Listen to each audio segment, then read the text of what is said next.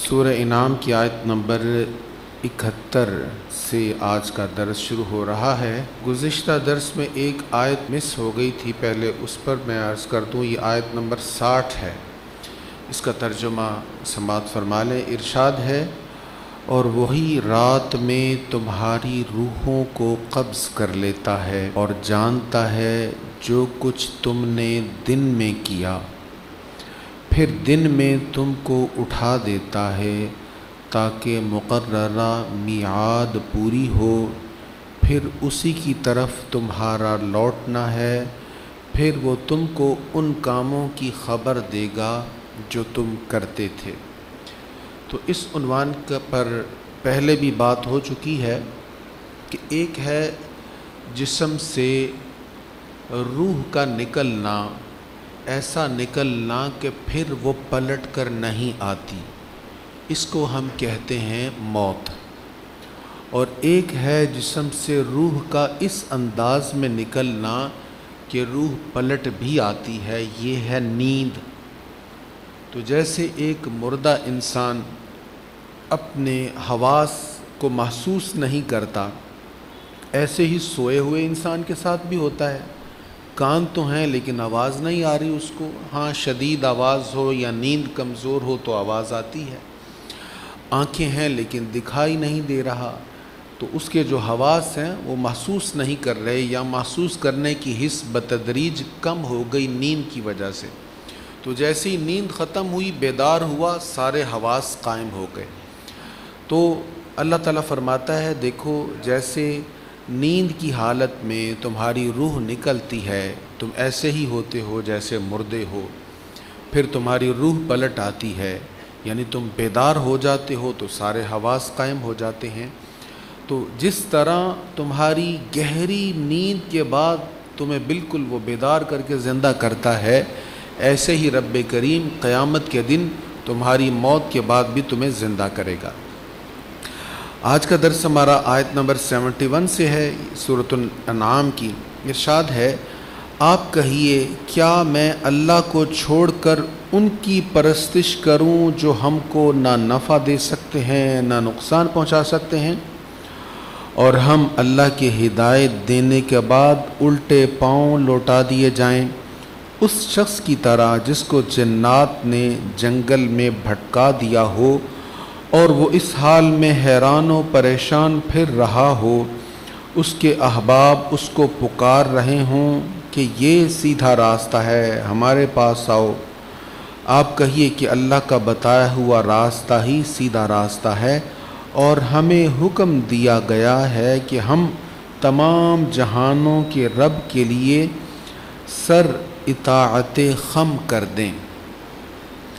تو اللہ تعالیٰ نے نبی پاک علیہ الصلوۃ والسلام سے فرمایا، آپ ان کفار سے کہیں، ان مشرکوں سے کہیں، کیا ہم اللہ کو چھوڑ کر ان کی پرستش کریں جو نہ نفع دے سکتے ہیں نہ نقصان دے سکتے ہیں؟ یہ ہے سوال، لیکن اس سوال میں انکار بھی ہے۔ یہ سرکار کو یہ نہیں کہا گیا کہ آپ ان سے پوچھیں کہ ہاں بھئی یہ کریں یا نہ کریں، بلکہ اس سوال میں انکار ہے، اور اس چیز کو اردو میں ہم کہتے ہیں استفہام انکاری۔ استفہام انکاری، کسی سے ایسا سوال کرنا جس سوال میں انکار ہے۔ اس کو تھوڑا سا سمجھ لیے گیا، آگے آسانی ہوگی۔ مثلا آپ کے متعلق کوئی شخص یہ کہے کہ بھئی اس نے مجھے فلاں بری بات کہی ہے، فلاں سخت بات کہی ہے، آپ اس کو کہیں، کیا میں نے یہ بات تمہیں کہی ہے؟ کیا میں نے یہ بات تمہیں کہی ہے جو تم میرے بارے میں کہہ رہے ہو؟ آپ ایک تو یہ کہہ سکتے ہیں کہ میں نے یہ نہیں کہا، تو یہ تو سراسر سیدھا انکار ہو گیا نا اس کی بات کا، اس کے دعوے کا۔ آپ یہ بھی کہہ سکتے ہیں، کیا یہ میں نے کہا ہے؟ تو اب آپ کے اس سوال میں انکار بھی موجود ہے، نفی بھی موجود ہے۔ اس کی ایک اور اس سے بھی سادہ مثال، آپ کسی کو کہیں کہ یہ دیکھیں، وہ کہے نہیں مجھے نظر نہیں آ رہا، مجھے سمجھ نہیں آ رہی تمہاری بات، تو آپ کہیں کیا یہ نظر نہیں آ رہا؟ کیا یہ نظر نہیں آ رہا؟ آپ اس کو دکھاتے ہوئے کہیں۔ تو کچھ سوالات ایسے ہوتے ہیں کہ سوال کے اندر انکار موجود ہوتا ہے۔ اب یہ استفہام انکاری ہے۔ جیسے ہم کہتے ہیں کیا یہ نظر نہیں آ رہا، تو اس کا مطلب ہے کہ تمہیں نظر آ رہا ہے۔ تو یہاں پر جو اللہ تعالیٰ فرما رہا ہے حضور علیہ الصلوۃ والسلام سے، کیا آپ ان کے کہیں اندعو من دون اللہ ما لا ينفعنا ولا يضرنا، کیا میں ان کو پوجوں، ان کی پرستش کروں جو نہ نفع پہنچا سکتے ہیں نہ نقصان پہنچا سکتے ہیں، یعنی جو نفع نہیں پہنچا سکتا، جو نقصان بھی پہنچانے پر قادر نہیں ہے، اس بت کی میں پرستش نہیں کرتا۔ یہ ہے استفہام انکاری، اسی رکوع میں آگے پھر یہ آئے گا۔ تو اللہ تعالیٰ فرما رہے آپ ان سے کہیں میں ان کی نہیں پوجا کروں گا، میں تو ان کی پرستش نہیں کروں گا۔ مجھے اللہ نے ہدایت دی اور ہدایت کے بعد کیوں ایڑیوں کے بل پلٹ جاؤں؟ یعنی جو غیر اللہ کی پوجا کرتا ہے اگر ہدایت پر آیا ہو بھی تو ایڑی کے بل وہ پلٹ جاتا ہے۔ پوجا صرف اللہ وحدہ لا شریک کی ہے۔ پھر فرمایا کہ بتوں کی پوجا کرنے والے، غیر اللہ کو پوجنے والے، ان کی حالت ایسے ہے جیسے کسی کو جنات چمٹ گئے ہوں، مخبوط الحواس ہو گیا ہے اور اس کو اپنا ہوش ہی نہیں رہا اور جنگلوں میں بھٹکتا پھر رہا ہے، اور اس کو اس کے عزیز بلا رہے ہیں کہ آ جاؤ یہ صحیح راستہ ہے، لیکن اس کو خبر ہی نہیں۔ فرمایا بتوں کی پوجا کرنے والوں کی کیفیت ایسے ہے۔ اور پھر فرمایا آپ کہہ دیجئے جو اللہ کی ہدایت ہے وہی ہدایت ہے۔ راستے دکھانے والے بڑے لوگ ہیں، بھانت بھانت کی بولیاں بولنے والے، نئے نئے راستے دکھانے والے، نئے نئے فلسفے بتانے والے، لیکن فرمایا سیدھا راستہ وہی سیدھا ہے جس کو میرے رب نے کہا یہ سیدھا راستہ ہے۔ اس کے سوا کوئی بھی راستہ کتنا ہی اچھا نظر آ رہا ہو وہ سیدھا راستہ نہیں ہے۔ اس سے اگلی آیت میں ارشاد ہے وَأَنْ أَقِيمُوا الصَّلَاةَ وَاتَّقُوهُ وَهُوَ الَّذِي إِلَيْهِ تُحْشَرُونَ، اور یہ کہ تم نماز قائم کرو اور اسی سے ڈرتے رہو اور وہی ہے جس کی طرف تم جمع کیے جاؤ گے۔ پچھلی آیت کا اختتام یہ تھا وَأُمِرْنَا لِنُسْلِمَ لِرَبِّ الْعَالَمِينَ، اور ہمیں حکم دیا گیا ہے کہ ہم تمام جہانوں کے رب کے لیے سر اطاعت خم کریں۔ جو تمام جہانوں کا رب ہے نا اسی کے آگے سر جھکائیں۔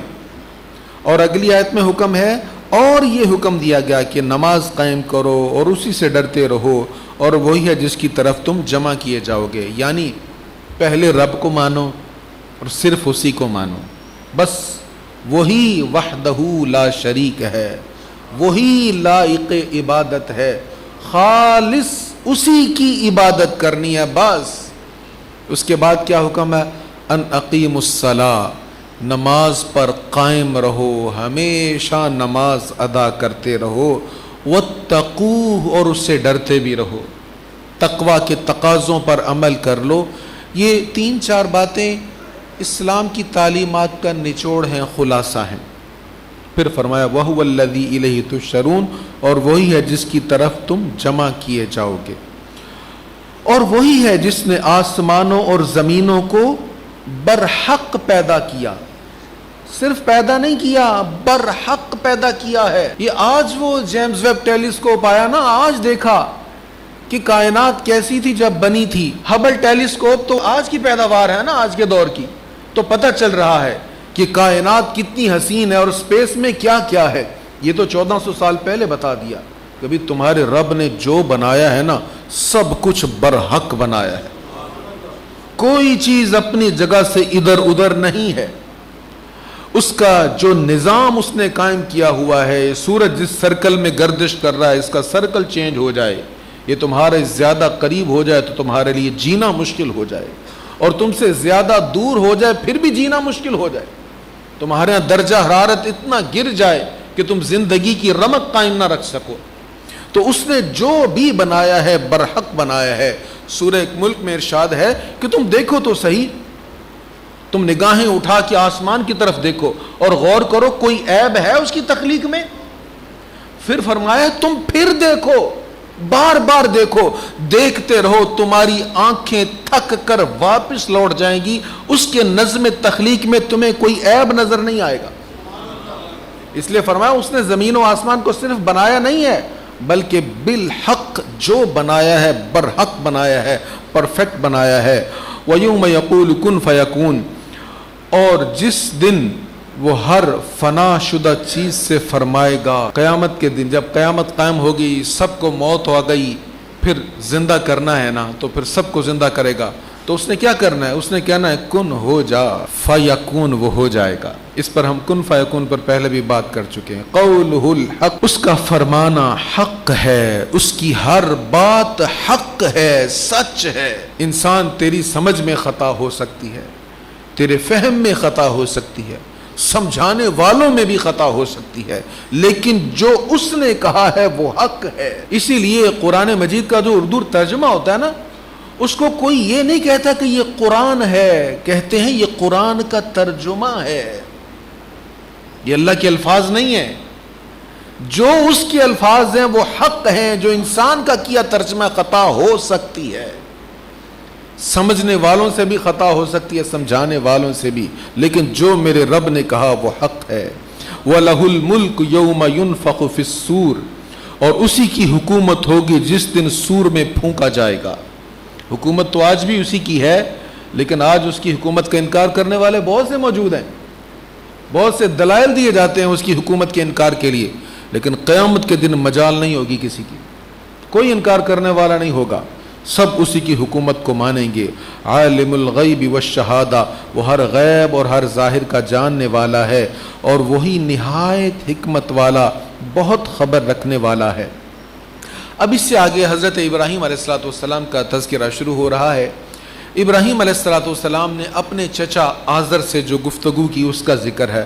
وَإِذْ قَالَ إِبْرَاهِيمُ لِأَبِيهِ آزَرَ أَتَتَّخِذُ أَصْنَامًا آلِهَةً، اور یاد کیجئے جب ابراہیم نے اپنے عرفی باپ آزر سے کہا کیا تم بتوں کو معبود قرار دیتے ہو؟ أَتَتَّخِذُ أَصْنَامًا آلِهَةً، کیا تم بتوں کو معبود قرار دیتے ہو؟ کس کو کہا؟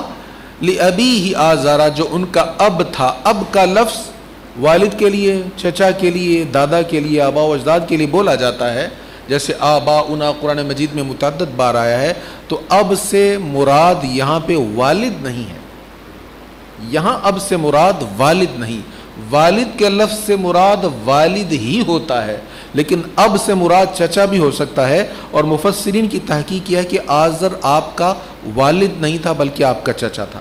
تو آپ کو ان کے ساتھ مکالمہ ہے، اس کو اللہ تعالیٰ بیان فرما رہا ہے کہ انہوں نے اپنے چچا سے کہا کیا تم بتوں کو معبود قرار دیتے ہو؟ بے شک میں تمہیں اور تمہاری قوم کو کھلی ہوئی گمراہی میں مبتلا دیکھتا ہوں۔ یہ تو کھلی گمراہی ہے۔ دیکھیں قوم میں کوئی بڑا شخص ہو بھی رشتے میں چچا، اس کے منہ پہ کہنا کہ تو بھی گمراہ ہے، تیری ساری قوم بھی گمراہ ہے، یہ شان ابراہیم ہے، یہ سیدنا ابراہیم خلیل اللہ علیہ السلام کی شان ہے۔ اللہ ہمیں نصیب فرمائے۔ اور اسی طرح ہم نے ابراہیم کو آسمانوں اور زمینوں کی بادشاہی دکھائی، اور اس کے لیے وہ کامل یقین، اور اس لیے کہ وہ کامل یقین کرنے والوں میں سے ہو جائیں۔ تو اللہ تعالیٰ انبیاء کو خاص مشاہدات کرواتا ہے، اور جناب ابراہیم علیہ السلام کو زمینوں آسمانوں کی بادشاہی اللہ نے دکھائی تھی، زمین پر کھڑے کھڑے زمینوں آسمانوں کی بادشاہی دکھا دی تاکہ ان کا یقین اور پختہ ہو جائے۔ ہم پہلے بھی واقعہ پڑھ چکے ہیں، انہوں نے کہا تھا یا اللہ میں دیکھنا چاہتا ہوں کس طرح تو مردوں کو زندہ کرے گا۔ اللہ نے فرمایا کیا آپ کا یقین نہیں ہے؟ انہوں نے کہا یقین تو ہے، لیکن اپنی آنکھوں سے دیکھ کر یقین کا درجہ بڑھانا چاہتا ہوں۔ تو پھر وہ واقعہ ہم پڑھ چکے ہیں۔ تو اللہ تعالیٰ نے ان کے یقین کا درجہ بڑھانے کے لیے زمین پر کھڑے کھڑے ان کو آسمانوں زمینوں کی بادشاہت دکھا دی، انہیں زمین پر کھڑے کھڑے دکھائی، مصطفیٰ کریم علیہ السلام کو اپنی بارگاہ میں بلا کر دکھائی۔ اللہ اکبر۔ اچھا، جن کو زمین و آسمانوں کی بادشاہت دکھا دی گئی، کیوں دکھائی؟ تاکہ ان کا یقین پختہ ہو جائے۔ اب جس کا یقین پختہ ہے اس کے بارے میں اگلی 3 آیات بڑی اہم ہیں۔ فَلَمَّا جَنَّ عَلَيْهِ اللَّيْلُ رَآ كَوْكَبًا، پھر جب ان پر رات پھیل گئی تو انہوں نے ایک ستارہ دیکھا۔ قوم کئی طرح کے شرک والے معاملات میں پڑی ہوئی تھی، ستاروں کی بھی پوجا کرتے تھے، جو ستارہ زیادہ چمک رہا ہے اس کی پوجا شروع کر دی۔ تو لوگ ستاروں کی پوجا کر رہے ہیں، انہوں نے دیکھا ایک ستارہ ہے بڑا چمک رہا ہے، لوگ اس کی پوجا کر رہے ہیں. تو حضرت ابراہیم علیہ السلام نے کہا، قال کہا، ھذا ربی، اس کا ترجمہ، ھذا کا ترجمہ ہے یہ ربی میرا رب، ھذا ربی یہ میرا رب ہے. یہ نہیں کہا تھا ھذا ربی یہ میرا رب ہے، لفظ یہی تھے، معنی یہ نہیں تھا. لہجے کے بدلنے سے معنی بدل جاتا ہے. قرآن مجید فرقان حمید لکھا ہوا نازل نہیں ہوا. سورہ فرقان میں ہم اس کی ڈیٹیل پڑھیں گے. یہ لکھا ہوا نہیں آیا، یہ تلاوت کی صورت میں آیا ہے. کیونکہ تلاوت کی صورت میں آپ لہجے سے جان سکتے ہیں کہ سوال دیا جا رہا ہے یا خبر دی جا رہی ہے. اگر یہ کہا جائے ھذا ربی یہ میرا رب ہے، تو ابراہیم علیہ السلام ستارے کو دیکھ کر کہہ رہے ہیں یہ میرا رب ہے، تو بھی شرک ہو گیا. ابراہیم جن کو زمین و آسمانوں کی بادشاہت دکھا دی گئی یقین پختہ کرنے کے لیے، کیا ان کو کوئی کنفیوژن تھی؟ انہوں نے ستارے کو رب سمجھ لیا، چاہے ایک لمحے کے لیے کیوں نہ ہو. انہوں نے یہ نہیں کہا تھا یہ میرا رب ہے، انہوں نے کہا تھا یہ میرا رب ہے، یہ میرا رب ہے. تو قرآن مجید فرقان حمید جو تلاوت کی صورت میں آیا، صرف یہ بتانے کے لیے کہ جب پڑھا جاتا ہے تو لہجہ سمجھ آ جاتا ہے. آج بہت سارے ہمارے معاملات خراب ہوتے ہیں اس وجہ سے کہ ہمیں ٹیکسٹ آیا تھا، اس کا میسج لکھا ہوا آیا تھا، لہٰذا اس کا معنی میں نے یہ لیا تو ہمارے تعلق خراب ہو گئے. تو اس کے بارے میں کہا جاتا ہے کہ بھئی ٹیکسٹ جو ہوتا ہے نا یہ بولتا نہیں ہے. ٹیکسٹ جو لکھے ہوئے حروف ہے نا یہ بولتے نہیں ہیں اور ان کا کوئی لہجہ نہیں ہوتا. آپ کو نہیں پتا اس نے کیا سوچ کر وہ الفاظ لکھے ہیں جس کا معنی آپ نے لیا ہے. ہاں وائس میسج ہو تو بات اور ہے. تو حضرت ابراہیم علیہ السلام نے کہا تھا ھذا ربی، اس کا مطلب یہ نہیں تھا کہ انہوں نے کہا تھا یہ میرا رب ہے، بلکہ اس کا معنی یہ تھا انہوں نے کہا تھا یہ میرا رب ہے. اور یہ میرا رب ہے جو کہا تھا انہوں نے یہ استفہام انکاری تھا کہ یہ میرا رب نہیں ہے. فلما قفل لا احب الآفلین، پھر جب وہ ڈوب گیا تو کہا میں ڈوب جانے والوں کو پسند نہیں کرتا. تم جسے کہہ رہے ہو کہ یہ میرا رب ہے یہ تو ڈوب گیا ہے. رب تو وہ ہے جس کو کبھی زوال ہے ہی نہیں. فلما رأى القمر بازغا، پھر جب انہوں نے جگمگاتا ہوا چاند دیکھا، قال ھذا ربی، انہوں نے کہا یہ میرا رب ہے. یہ نہیں کہا تھا کہ یہ میرا رب ہے، انہوں نے استفہام انکاری کہا تھا کہ یہ میرا رب ہے، یعنی یہ میرا رب نہیں ہے. قال لئن لم يهدني ربي لأكونن من القوم الضالين، پھر جب وہ ڈوب گیا تو انہوں نے کہا اگر میرا رب مجھے ہدایت پر برقرار نہ رکھتا تو میں ضرور گمراہ لوگوں میں سے ہو جاتا. دیکھو اللہ کا نبی ہے، کتنا بڑا سبق ہمیں دے گیا، کتنا بڑا سبق ہم تک پہنچ گیا کہ اے انسان تو جب ہدایت پر قائم رہے، برائیوں سے بچا رہے، سیدھے راستے پر لگا رہے، تو کبھی یہ نہ کہنا کہ میں نے یہ کر لیا ہے، بلکہ اس کی نسبت رب کی طرف ہی کرنا کہ میرے رب کا کرم ہے اس نے ہدایت پر لگا دیا. رب کا کرم ہے سخت گرمی میں بھی قرآن سمجھنے کے لیے مسجد میں بلا لیا، یہ محض میرے رب کی توفیق اور اس کا کرم ہے. اسی طرح انہوں نے سورج کو دیکھا اور اس کے متعلق بھی اسی طرح کہا. اس کے آگے وہ بہت پیارا وظیفہ ہے جو سرکار کریم علیہ الصلوۃ والتسلیم ہر نماز سے پہلے پڑھا کرتے تھے. انشاءاللہ آئندہ جمعۃ المبارک کو وہ ہم پڑھیں گے. اللہ ہمیں عمل کی توفیق نصیب فرمائے. وآخر دعوایا ان الحمد للہ رب العالمین.